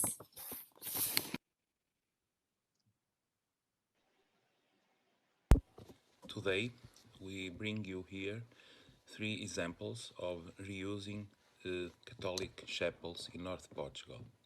At your left, number 1, we call it Unusual Chapel. It's a wine bar, a commercial wine bar. This chapel is located in an urban area of Porto and is in the limit of protection zone of Historical World Heritage Center of Porto. It is, besides to be a wine bar, a public wine bar. In this place, there are some presentations of poetry, music, and other activities. The second example is number 2, is at your right, is a rural convent. Today is a rural touristic hotel, and in the chapel of the convent is a restaurant, the restaurant of the hotel. Is a private also, a private owner and a private exploration. This rural hotel is in the rural environment in the North Portugal. The third example is a bit different because it's a public monument. His name is Chapel of Arroios, and is also a list monument. This chapel was built in the 18th century and was private. In the last 70s of 20th century, was given by testament to local administration.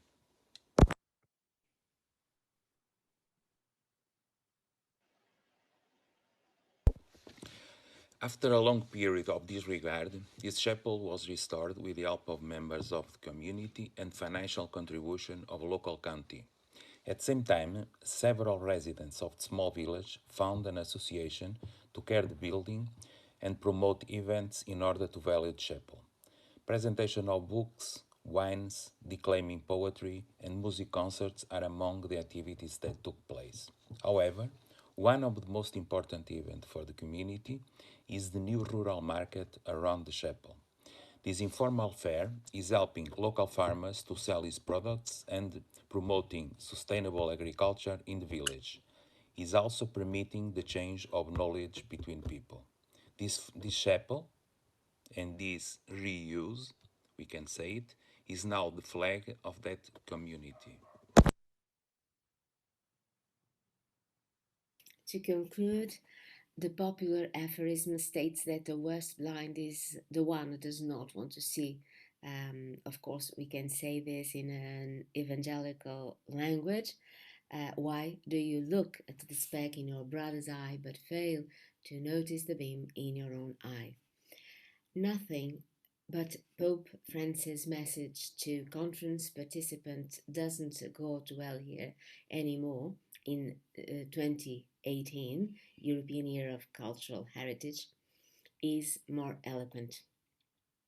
The observation that many churches, which until a few years ago were necessary, are now no longer thus, due to a lack of faithful and clergy, or a different distribution of the population between cities and rural areas, should be welcomed in the church, not with anxiety, but as a sign of the times that invite us to reflection and requires us to adapt.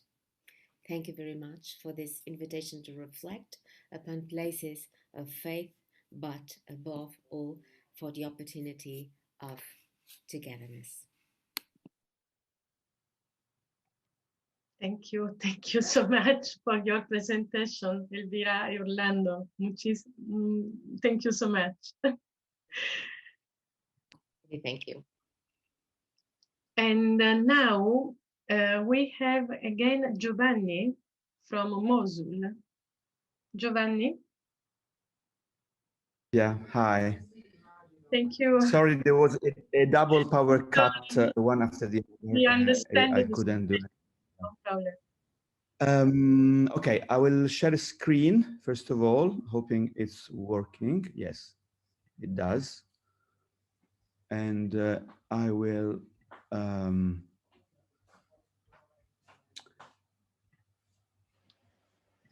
Okay, is the screen visible now? Yes. All right. Okay, I'm talking about the restoration and critical reconstruction of two historic mosques severely affected by armed conflict in Mosul in Iraq. This work, in particular, one of the two mosques, is carried out by Archimedia Trust in cooperation with the University of Florence, the Department of Architecture, and in ICOMOS, a cooperative which is specialized in conservation.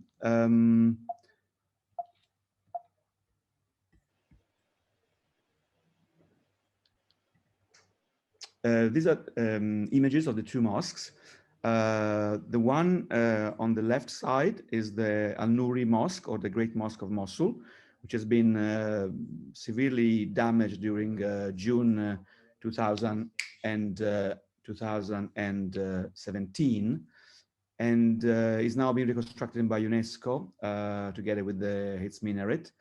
And you can see here the orthophotograph next to it in this area. As you see, it's a large courtyard, which only few buildings survived the destruction.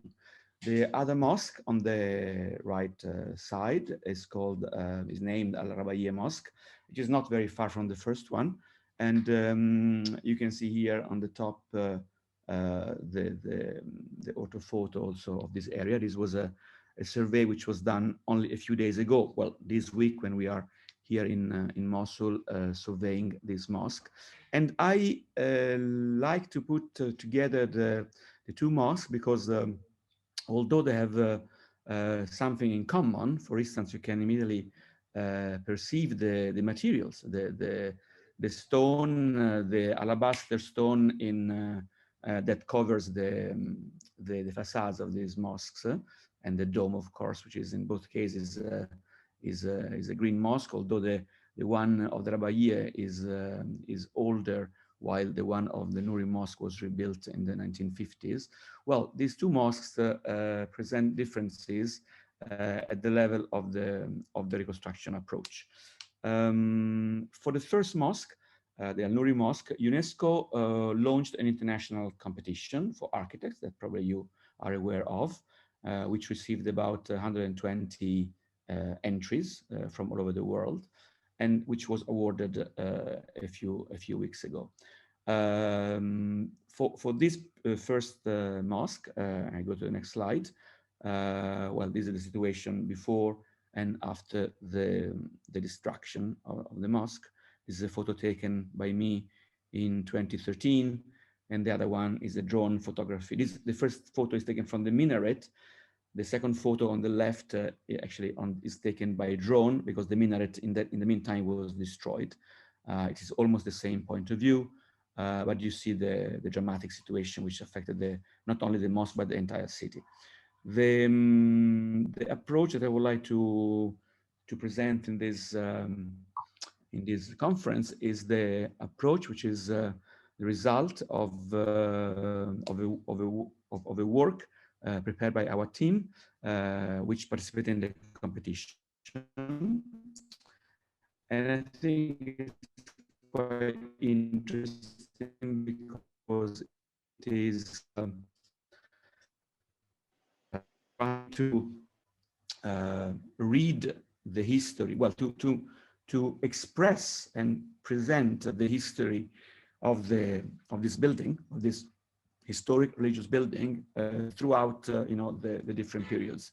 In the plan of the mosque, which you have on the bottom, you see the mosque as was surveyed in 1911 by Søren Hertzfeld, the two German explorer and archaeologists.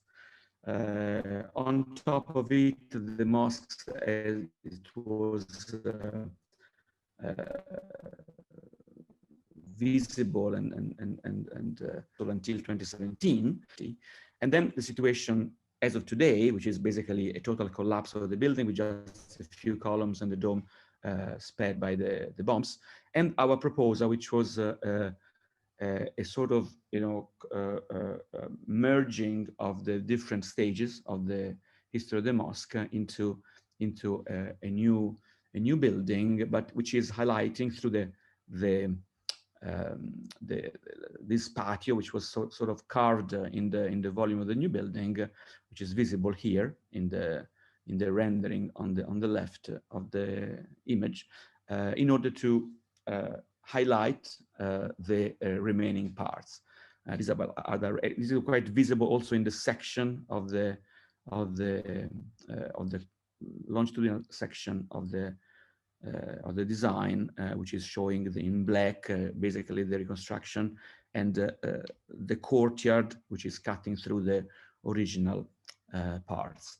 The Arabaye Mosque, which is the one we are working on it right now, it has a different situation. It was less damaged. Actually, the main prayers hall or musalla was not demolished. It was not destroyed, but it also went through a number of restoration rehabilitations in the past 30, 40 years, which you see here the original status on the right, and the situation now on well, for this week with my team, we were able to carry out a thorough survey of the building. Here you have some the first clouds points coming from laser scanner. Also, we did drone survey, photogrammetry, and other surveying investigation. And at the same time, we started the testing on the stone. I mentioned before that this stone is very specific, very sort of unique. Is a sort of an alabaster, which is very typical of this region, which is basically composing the main buildings of the whole city, religious and non-religious buildings. These are tests carried out in June 2021, so a couple of 3-4 days ago, really this week, and are expressing, our, let's say, illustrating the challenges that we are facing, because the situation that affected Mosul in the last few years really affected severely the stability and the material conservation of both buildings. This is the last slide, as I stick to 6 slides as per the instructions of the conference. And this is the main presentation. Thank you very, very much. Thank you, Giovanni. Thank you very much, because you are working in this moment, in this fantastic site. And I wish you all the best for your work. Thank you very much. And now, we have an interesting opportunity, because Sagara from Sri Lanka, we present again the video, because before we can not very well we see very well this video, and I invite Sagara to share again his video. Thank you so much, Sagara.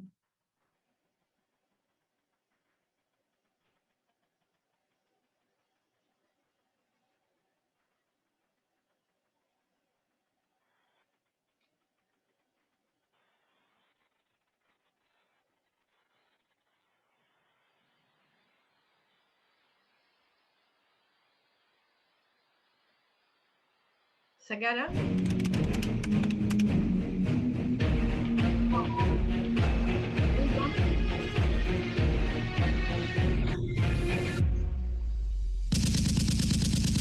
Sagara? No. Yeah. In search of a vanishing heritage. Okay, now.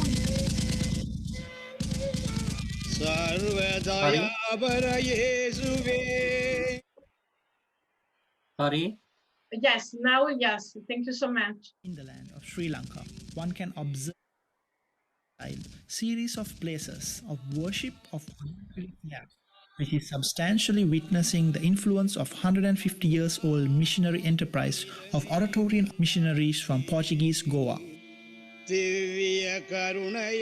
Within global Christian history, Goan Oratorians are considered the first indigenous religious order founded in an Asian country and operated in another Asian country, is Sri Lanka.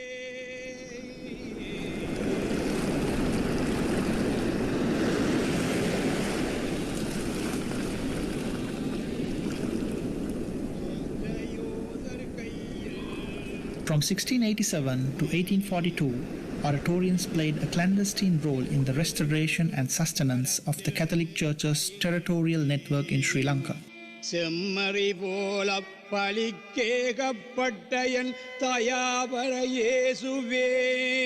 to their other ritual arts like liturgical drama and hymns, the religious places originated by Oratorians form a unique corpus of global significance. There is no other known coherent architectural typology of Oratorian religious constructions anywhere else in the world.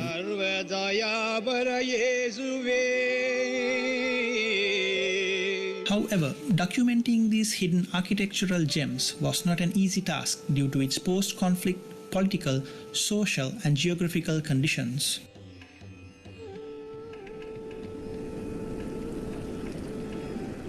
In 2011, it became possible to prepare an initial itinerary of places with the help of clergy and people who had been living in old mission stations.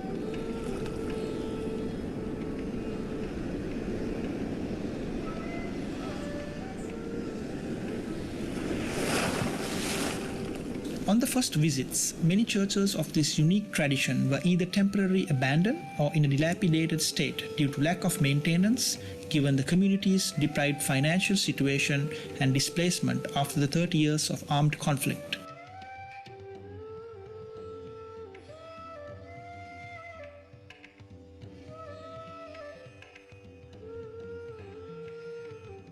More than 20 such church buildings were identified for the study within 3 distinct topographical clusters: Jaffna, Manna, Kalpitia. They were explored under a comprehensive set of factors such as geographical location, architectural significance, current condition and state of preservation, spatial configuration and causes of damage and decay.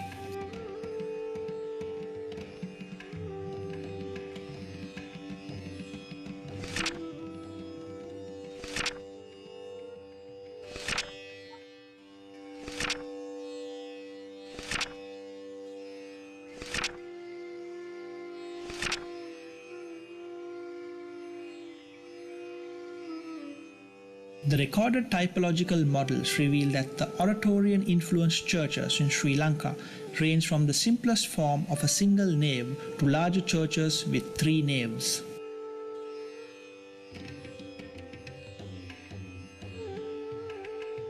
In the context of larger churches, there are 2 variant types.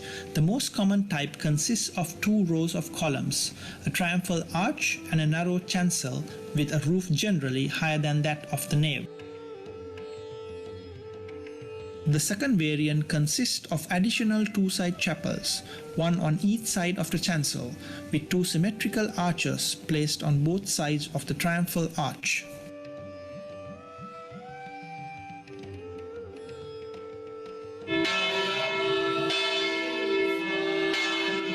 Among these architectural elements, interior ornaments reflect the social, conventions and religious sensibilities of the native community in the process of cultural assimilation of the Oratorian spatial program. The most conspicuous element of the Oratorian architecture in Sri Lanka, the interior wooden columns are mortised with 4-sided decorative brackets, which reflect a great deal of the timber construction methods of ancient Hindu tradition.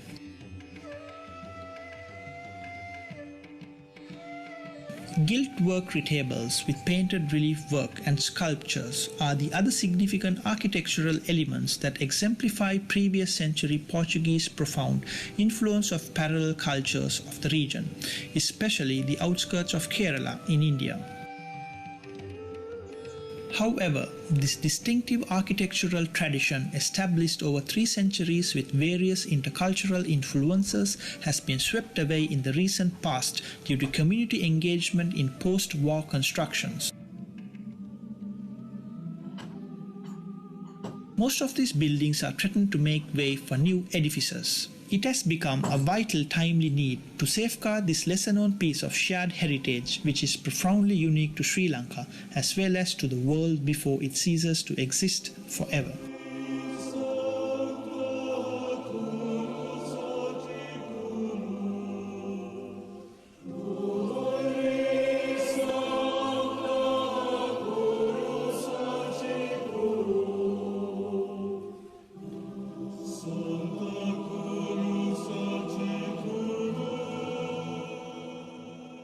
Thank you so much, Sara.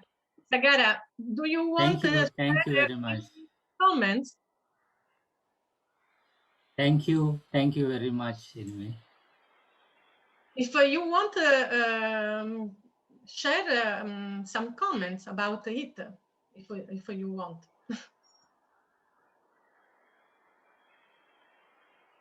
No? Sagara? No. Okay, close. Thank you so much, Andres Felipe from Colombia. Thank you so much. And now we have the last presentation of our international seminar with with an interesting presentation from Tunja, Colombia. And I invite Andres Felipe to share your presentation. Thank you so much. Hello, everyone. Really thanks for the opportunity to share with you a little bit about Holy Week in Tunja. And well, I want to share my slides with you. Can you see there?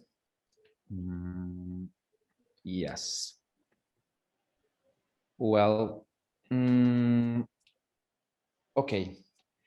First of all, I want to talk about the relation between a majority and social organization in the context of La Semana Santa de Tunja, or Holy Week, the most important religious celebration that take place in that site.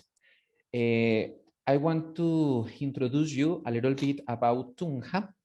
Tunja is a small city in the northeast of Colombia, over the mountains. Had a traditional for since Spaniard conquest, when they start the foundation of cities to reproduce the way of life for Christians. So in that context, Tunja start to be a key point to start to establish new elements about faith, urban order, but also social organization. In that sense, festivity and the sacred rituals are very, very important to establish ways to create or recreate a new order in the territory, but also in the society. So, in that sense, since 1539, the year of the foundation of Tunja, start as a tradition related to how celebrate Holy Week, because the people that founded Tunja, they had origin in the south of Spain, Seville, maybe also Granada, and they reestablished the way to celebrate Holy Week in Tunja.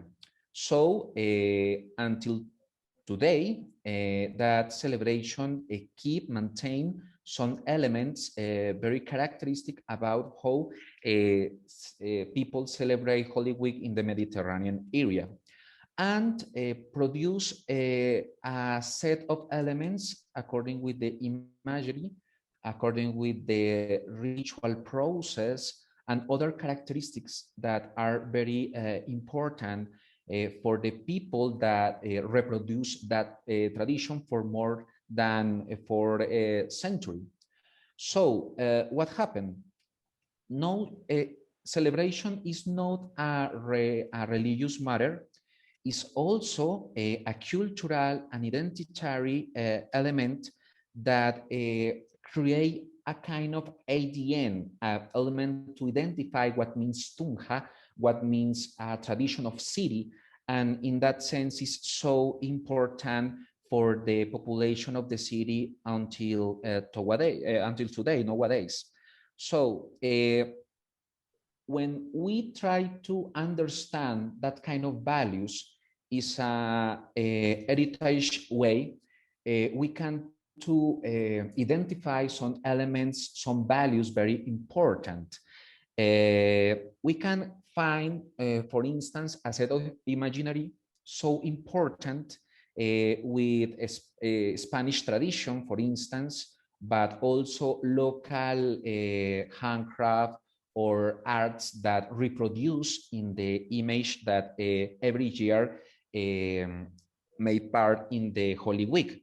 But also we can find a relationship between faith, symbolism, and the meaning that the image, the objects reproduce about what people think, what people in our spiritual experience believe, and also values that represent, but are the representation of symbols, are important matters about the city.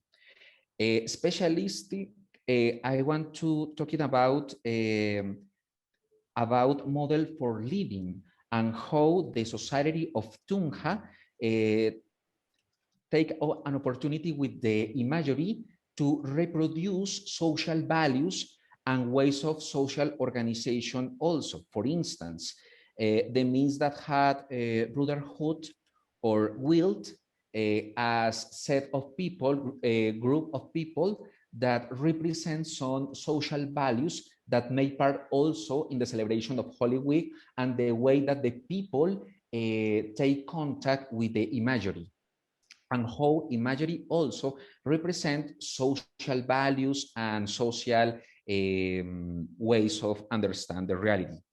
So in that sense, every year when in the processions or parades, the imagery stay outside of the temples and start the processions around the city center, the downtown, a very historic and beautiful scenario also. Start like reproduce year per year the sacred motifs, okay, because the idea is recreate what happened about death, passion, and resurrection of Jesus Christ, but also is put over the scene social values that the people, specifically people as Nazarenes, that people that make possible that processions, how they put over the imagery Jesus Christ, some virgins, or many episodes about Holy Week, how they reproduce social order also. So in that sense, it's possible to identify Holy Week as cultural heritage because had many elements so important as social reproduction, identify social values, cultural values, etc. and etc. For just to conclude, it's good identify what means the manifestation and that kind of values for the people of Tunja, especially for the Catholic Church, but also for brotherhoods as a Nazarenes society or just Nazarenes in Tunja, that they year per year maintain the tradition and start a very interesting process that is create conditions for the recognition of that celebration, that manifestation as a part of the list, the representative list of cultural heritage in the level regional, but also in the national level. And this is so interesting because start a kind of fighting. Why fighting? a little bit of context. That celebration is alive, is vital, reproduce many elements in the religious way, but also in the social and cultural way. But at the order to recognition by the state, for example, start a problem. The national state, the national government had some problems to recognize religious expression as heritage. Why? Because the idea about the state as a non-religious state, like as a non-confessional state, start to be a problem to recognize. So when the people try to create conditions to common recognition, to public recognition, start a kind of fighting. And the fighting is permanent, and for me and for the people that made part in that process to put in context, to recognize that kind of heritage recognition at the public level. Yes. And the second one question is, why fighting? Why fighting for recognition? Because I note in research process that Holy Week is a very popular, very loyal, in the loyalty context, manifestation. Why is necessary to start fighting in the legal, in the normative way for recognition? It's just two questions that is part of the process, in the process of recognition that is state by state is progressing, but until today is part of that kind of tensions between the relationship between people that create and maintain heritage, but the context, the normative context, and the public or the political context that is central, is critical in that kind of process for recognition. That's all. Thank you so much for your passion, your time, and the opportunity for share with you. Thank you so much, Andres. Muchísimas gracias. And we have very happy to know your experience in Colombia, and above all about this special cultural heritage in Tunca. Thank you so much. And now I apologize again for the late conclusion, but for this reason I will send everyone the list of the all speaker to share directly among you comments and opinion. And at the end of this intercultural meeting, I thank again all speakers and all participants, because I think today we learn many important topics, and we have opened new perspective to collaborate for the future of the cultural religious heritage in the world. Many experience, interesting solutions and proposals, but above all, an extraordinary intercultural dialogue that will allow us to improve methodologies and criteria for developing procedures of the enhancing, very important to transfer this heritage to future generations. I remember to all speakers our international book, and I will send a specific message with more details about this opportunity, and also Spring Nature Guideline for the full text. Thank you so much, and our international seminar will be available very soon on the YouTube ICOMOS website. Now I invite my president, Henri, for the conclusion. Thank you so much. Thank you so much. Thank you. Thank you, Olympia, for a long time you chairing these sessions.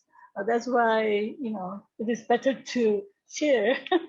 But it was great work.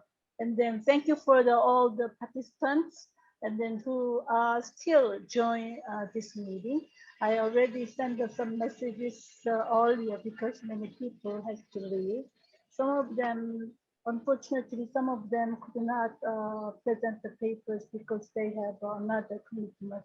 I think that today the European area has another meeting, but we learn a lot of things through the presenting papers, and then each culture, each country has a different experience, and then not only the culture, I mean different culture, and then also has a kind of a time period, and then we share, and then we use the different things as well. But we have a kind of experience as well. I don't want to talk longer. We have to, actually, we are after midnight. Korea and Japan is after midnight. Some of you already passing the afternoon. And thank you for joining. And then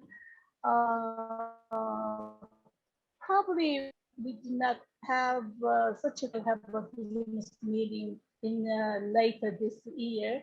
And hopefully next year, we can meet face-to-face, not this one, face-to-face meeting. We hope, cross fingers. And then if the boss, our the Secretary General sent all of you the message, if you are not PRERICO members yet, and we are welcome you join with us. And then thank you for a long time, and then hope to see you again very soon. Thank you very much. Thank you. Thank you very much. Thank you. Thank you very much, and see you the next meeting. Yes, see you next meeting. Especially Thank you. the next. Thank you so much. Bye. Muchas gracias a todos y a todas. Muchísimas gracias a todos los amigos de América Latina que han participado en el meeting. Thank you so much. Muchísimas gracias. Bye-bye. Bye. See you soon. Bye. Yes. Bye. Bye, bye, bye. Bye. See you.